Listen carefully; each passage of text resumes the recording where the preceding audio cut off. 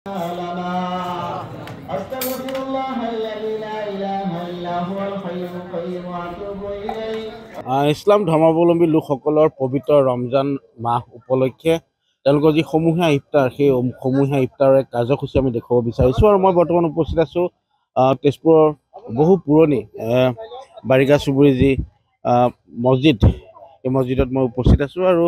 এই মুহূৰ্তত দেখা পোৱা গৈছে সমূহীয়া তেওঁলোকে ইফতাৰৰ আয়োজন কৰিছে আৰু বিভিন্ন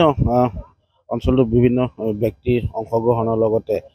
তেজপুৰৰ সংবাদ মাধ্যমৰ একাংশ লোকো ইয়াত অংশগ্ৰহণ কৰিছে আৰু ইফতাৰত সমূহীয়া ইফতাৰত আমি দেখুৱাইছোঁ পৰিৱেশটো আৰু এনেদৰে এই ৰমজান মাহ উপলক্ষে যি সমূহীয়া ইফতাৰৰ আয়োজন কৰিছে মই কথা পাতিম তেজপুৰৰ সকলোৱে পৰিচিত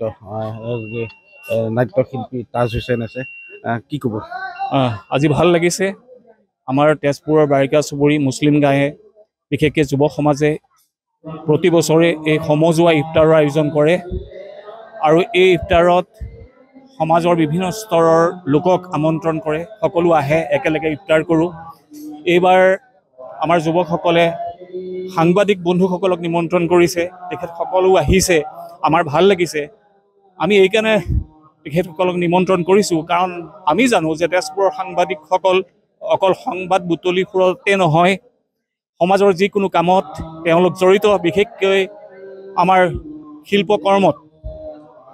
তেওঁলোক পাকৈত কোনোবাজন যদি অভিনেতা কোনোবাজন চিত্ৰশিল্পী কোনোবাজন চিত্ৰনাট্যকাৰ কোনোবাজন নাট্যকাৰ কোনোবাজন পৰিচালক গতিকে তেখেতসকলে যিহেতু সমাজৰ বিভিন্ন কামত আগৰণুৱা হৈ থাকে এইবাৰ তেখেতসকলক নিমন্ত্ৰণ কৰিছোঁ আমাৰ খুব ভাল লাগিছে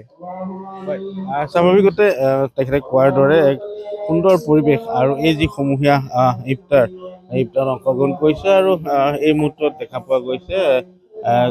তেওঁলোকে ইফতাৰ গ্ৰহণ কৰাৰ পূৰ্বে আল্লাহৰ ওচৰত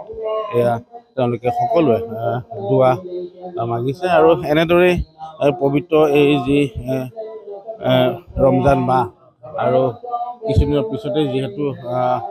ঈদ সুকলমে অনুষ্ঠিত হ'ব তাৰ পূৰ্বে এই ৰমজান মাহ উপলক্ষে যি সমূহীয়া ইফতাৰ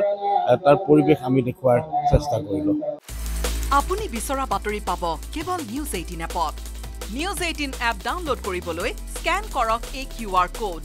গুগল প্লে ষ্টৰতো পাব এই নিউজ 18 এপ